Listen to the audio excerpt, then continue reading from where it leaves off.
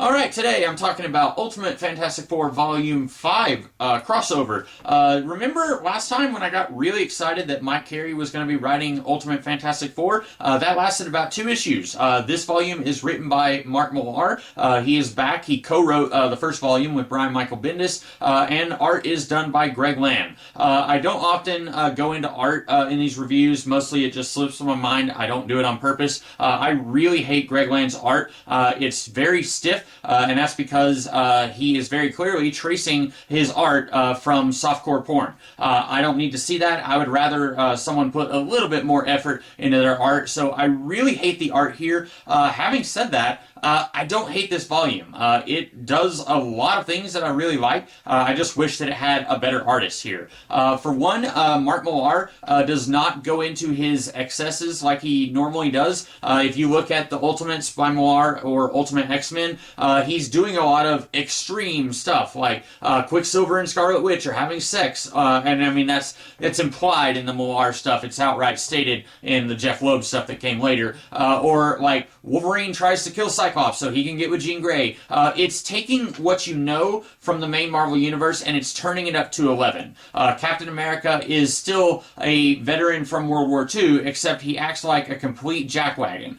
It's taking all of these things and just, like I said, just cranking the dial up. With this, I don't get as much of that. It feels like he's kind of reining himself in a little bit, and I don't mind that. I don't need all of these like Michael Bay-esque one-liners that you get a lot of in Mark Millar's writing, and you don't get a whole lot of that here. I like that. Also, I mentioned in my review of Volume 4 that just because these trade paperbacks are roughly collecting 6 issues each, that does not mean that you have to tailor the length of your story to fit the length of the trade paperback. You could write 3 2-issue stories or 2 3-issue stories, which is what this volume does.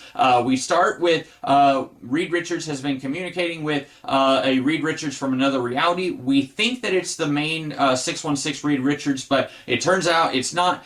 This is the beginning of the Marvel Zombie stuff. This is the first appearance of that, and then that only lasts, I think, half the book, and then we get into Namor, Ultimate Namor, and I don't have a whole lot to say about either of these stories. I'm not a big zombies person.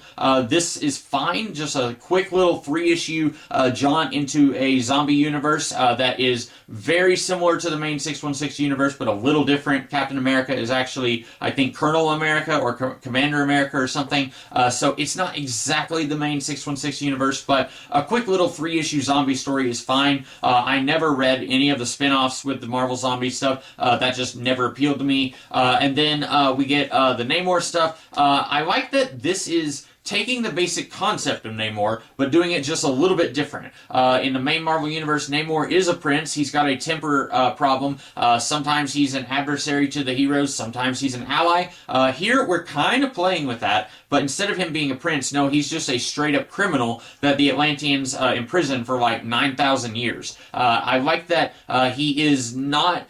he's similar. He's very similar to 616 Namor, but he's just different enough that it works for me. I've mentioned before that some people really did not like the Ultimate Daredevil Elektra stuff in the Ultimate Universe because it wasn't different enough. That was fine for me. I actually really enjoyed those stories. I thought they were very well written. I didn't need a crazy weird update on a 21st century version of Daredevil and Elektra, but here I like that Namor is a little bit different than 616 Namor. This also is teasing something with Doctor Doom because Johnny and Sue's mom, she comes back in their lives. We were told in Volume 1 that she was dead, but she actually just left her husband and kids, and then he told his kids that she was dead, and she has been looking for Atlantis, and then she needs their help to find something in Atlantis, and then at the very end, out of nowhere, Sue asks her mom, "Hey, you're not working with Dr. Doom, are you?" And she says no, but she has a tattoo on her back, kind of like the ones that Doom was giving to the people in his little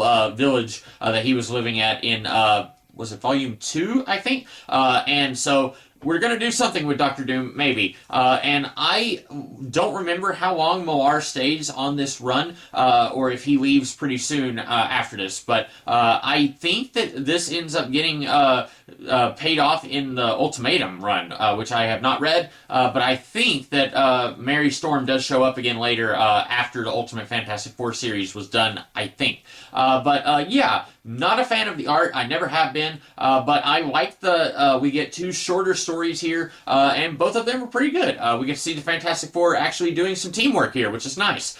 So that's about all that I have to say about Volume 5 Crossover. Hope you guys like this video, and I will be back in the future to talk about something else. In the meantime, have a great rest of your day. Catch you later.